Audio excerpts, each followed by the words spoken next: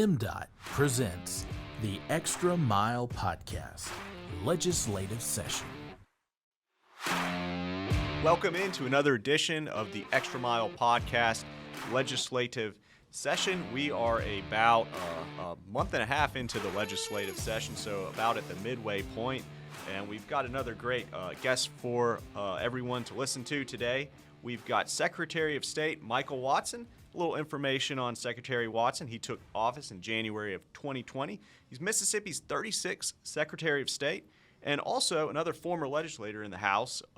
He served three terms in the state Senate beginning in 2008, repping District 51 in Jackson County down there on the coast. So thank you so much, Secretary Watson, for joining us. We really appreciate it. Absolutely. Good to be here. And I enjoyed my time in the Senate, obviously, and we did a lot of work with transportation and other issues. So got familiar with you folks over here, but it's great to be here as Secretary of State as well. We certainly appreciate it. What drove you back in the day to get involved in office, to reach out and to seek the Senate seat? Yeah, early on in my life, really decided about the fifth grade. And people say, well, that's kind of odd. My dad was a pastor. My mom, obviously, a pastor's wife. And so they were in the ministry, and really it was just kind of always drilled into my heart, public service, helping people. And I always wondered what that would look like, which avenue that would lead to. And so early on, I decided, that's what I wanted to do, some facet, and who knows if it was elected office or not, but just public service in general. And started, doing things in high school, junior high, you name it, just the different types of clubs, student leadership, and trying to hone those skills and figure out, every experience that you can have adds to your life. Sure. And so if it's student council or if it's FCA, whatever it is, learning different things and being around different people. And that's kind of how it led to the state Senate. I was looking at a couple of different things, and I remember the legislator I ran against an incumbent, and it felt like it was a perfect storm. Prayed really hard about it and got a good piece about it. And I called a few folks in the area, one of them being kind of the godfather of politics in Jackson County. And I said, hey, man, what do you think? What do you think about this? And he said, look, just don't get beat too badly.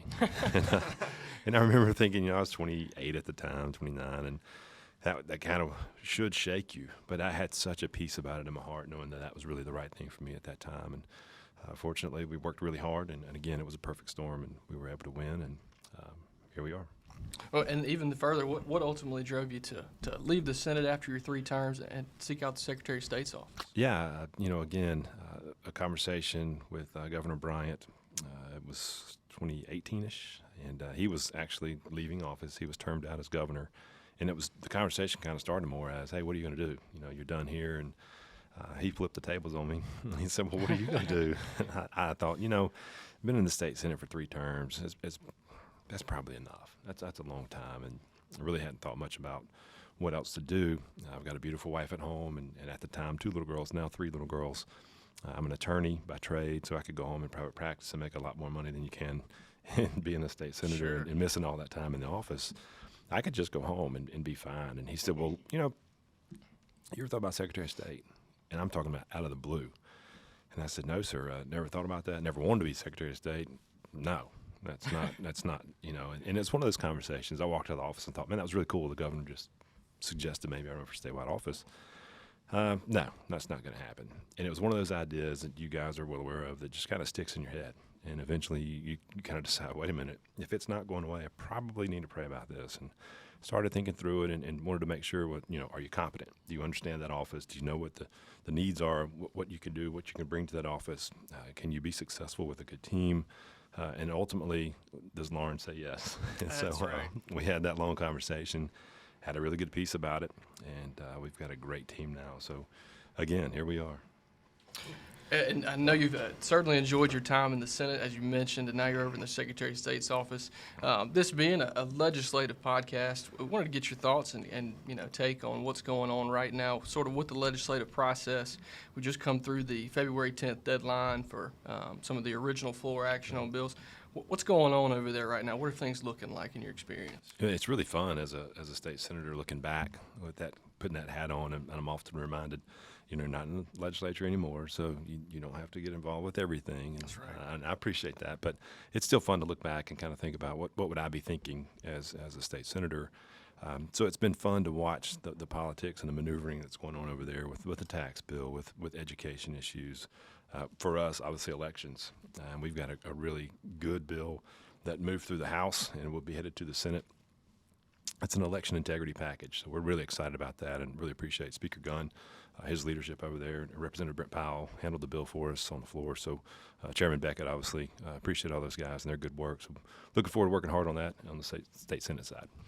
Secretary Watson, you just mentioned the election bill, but this time of the year, you work at a state agency, you're tracking legislation that comes through. Will's very familiar with that. Is there anything else you're kind of looking at that's coming down the pipeline or they're discussing over there at the State House? Yeah, obviously the tax bill is a big conversation being had between the House and the Senate, and it's interesting to see the different positions on that. So that's something we're watching. Obviously, education is near and dear to my heart. My wife was a former teacher.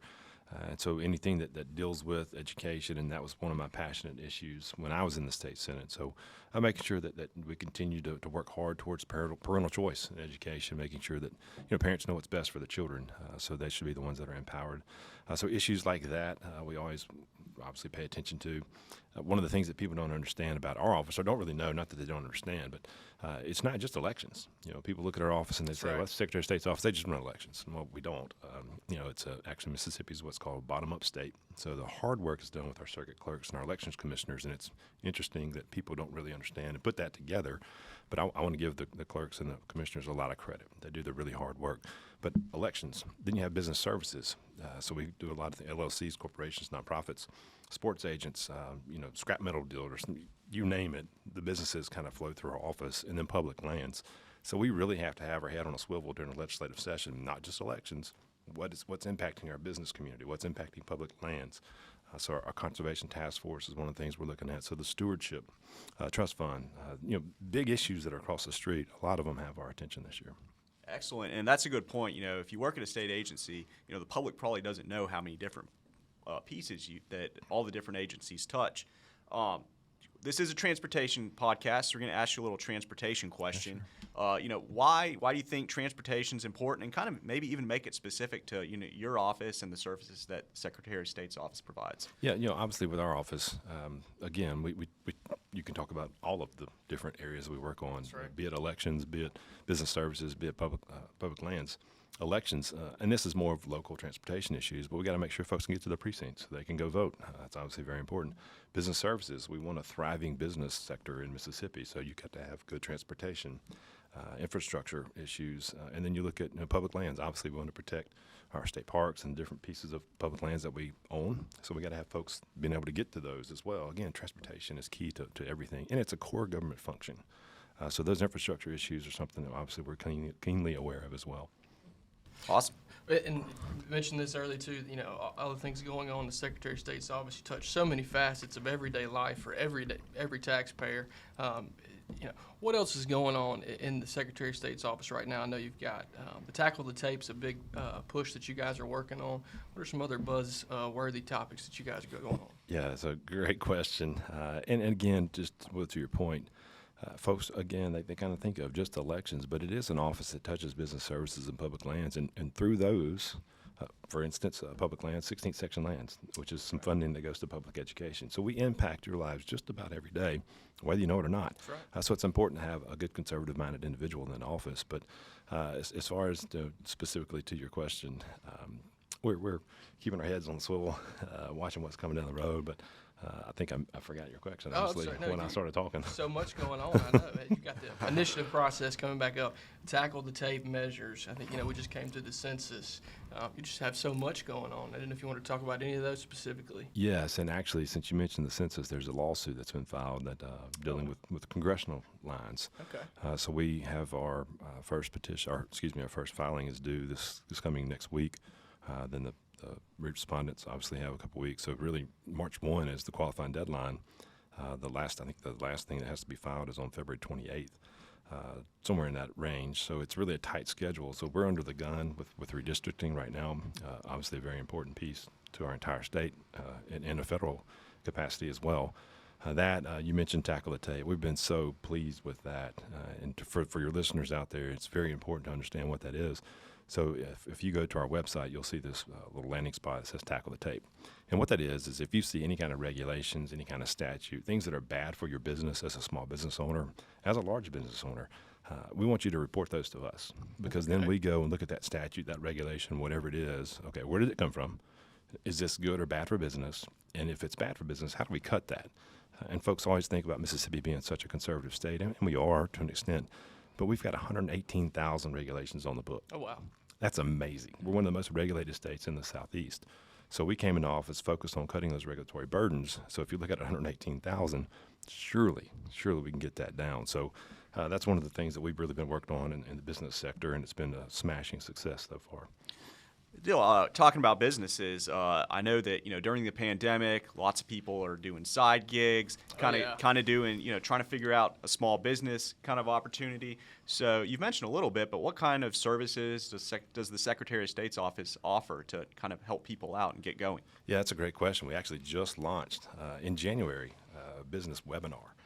So new businesses that are coming in, we thought a lot of folks launch their business, they just don't know how to operate, don't know what they need to do.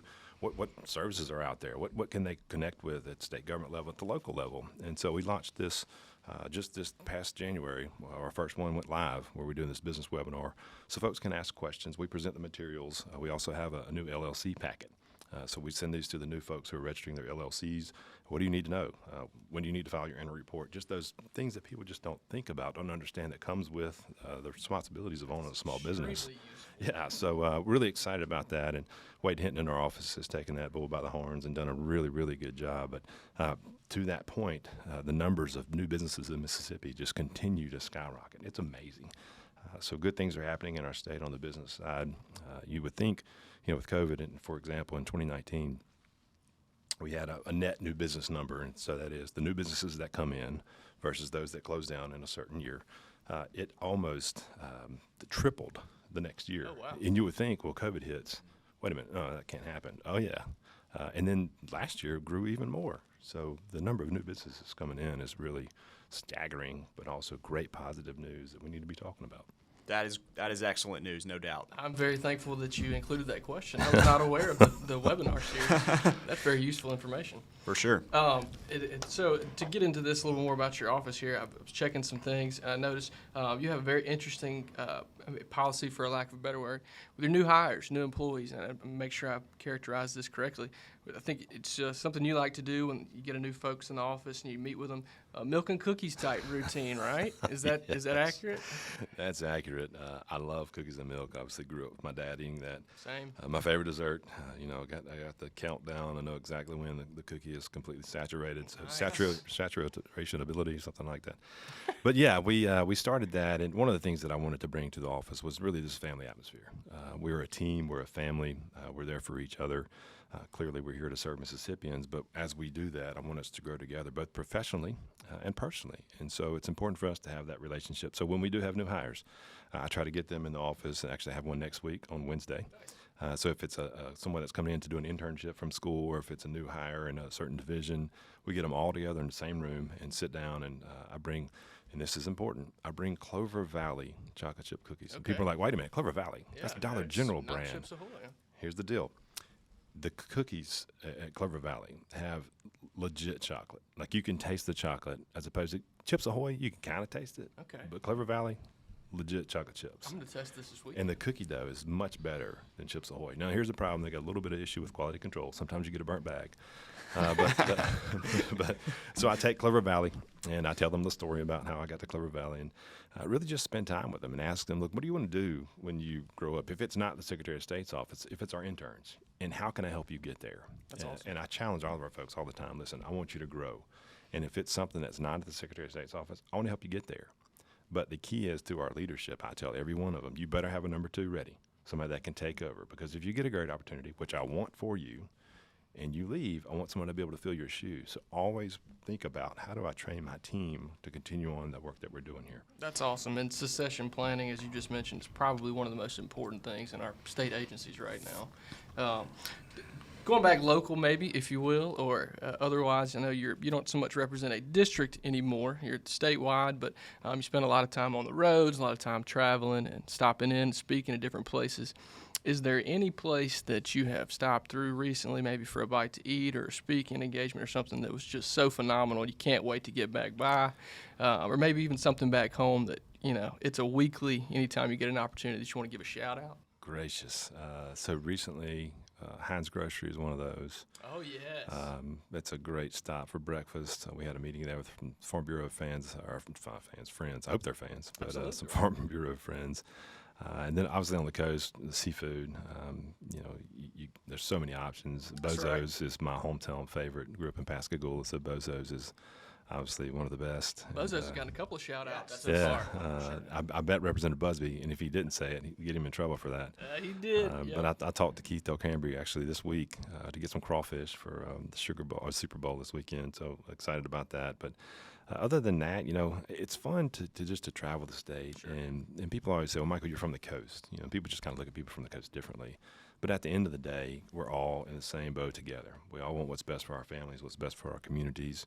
And the reception that we received, be it in North Mississippi and Central, wherever, has been great. And so, yeah, we love to stop and grab a bite to eat. So I'll keep that in mind next time I'm here and tell you some of the secret spots that we find. We've got a great list so far of recommendations. We were talking about maybe next year we host at all these different spots. Oh, fantastic. Get a little bite while we're there. When you're at Bozo's, I'm on the show. Absolutely. Okay. Yeah, it got to be. We'll put that on the Outlook calendar. That's happening for sure. That's exactly right. Before we get out of here, we got a couple more questions for you. Sure. First of all, this is a softball of softballs. You've never been asked this before, but why is it important to vote? Give your pitch for that. Yeah, being engaged, and it's important for folks to vote because, number one, we want good government, period.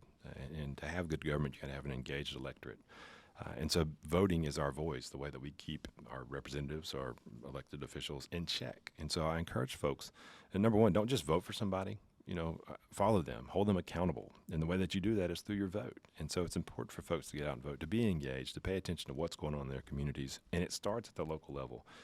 Sometimes we get so focused, just ultra focused on the federal elections. But those elections, those hometown elections for your mayor and for your city council, those are the ones that can impact you the quickest. That's right. So it's so important to remember that at the local level and that your vote matters. And so many times, matter of fact, this past year we saw a couple that were tied. Every single vote counts. So it's so important for folks to get out and get their voices heard. And that's the way you do it, to go vote. For sure. Awesome. That is always a good message to hear. Just one more thing for you. How can people contact you? I know you're active on Twitter, but besides Twitter, what's the best official way to kind of get in contact with you in the Secretary of State's office? Yeah, so obviously our website is a very important one, sos.ms.gov.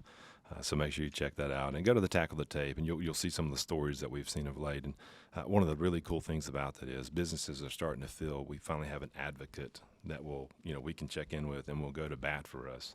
And once they feel that message spreads, and it's so fun to watch businesses think, well, wait a minute, we finally have someone that if there's some kind of regulation that's just not smart, and I'm not an anti-regulation guy. Smart regulations is fine. Sure. But if you have bad regulations that are harmful to businesses, now they know, you know what, I've identified that. I can go to the Secretary of State's office, and they're going to go to bat for me. So that's a lot of fun. But that's through our website. Also, one of the things that real quickly in leaving here, it's important as citizens to check your voter registration status. So many times we forget about, I'm registered to vote, I don't have to worry about it. It's just important to continue to check that. So that's another reason to go to our website. And we're going to encourage folks all the time, if you're wrongfully purged from the voter rolls. Well, if you're checking your status as often as you can, typically that's not going to happen. Not that it happens ever, but if it did, you would be able to catch it because you were checking your status. So I just encourage folks to continue to check their registration status just to make sure that next time there's an election up, they're ready to roll. That's great advice. No doubt. Secretary Watson, thank you for that important information as we get out here, and thank you so much for joining us, for walking down the street. It is a fantastic interview. So we'll go ahead and wrap things up. We just want to thank everyone out there who's listening. If you want to hear more episodes of the Extra Mile Podcast Legislative Session, be sure to subscribe or download wherever podcasts can be found. And now you can also watch each episode of the Extra Mile. Just search Mississippi Department of Transportation on YouTube. And remember to follow us on Facebook and Twitter. And as always, remember to drive smart out there on Mississippi highways.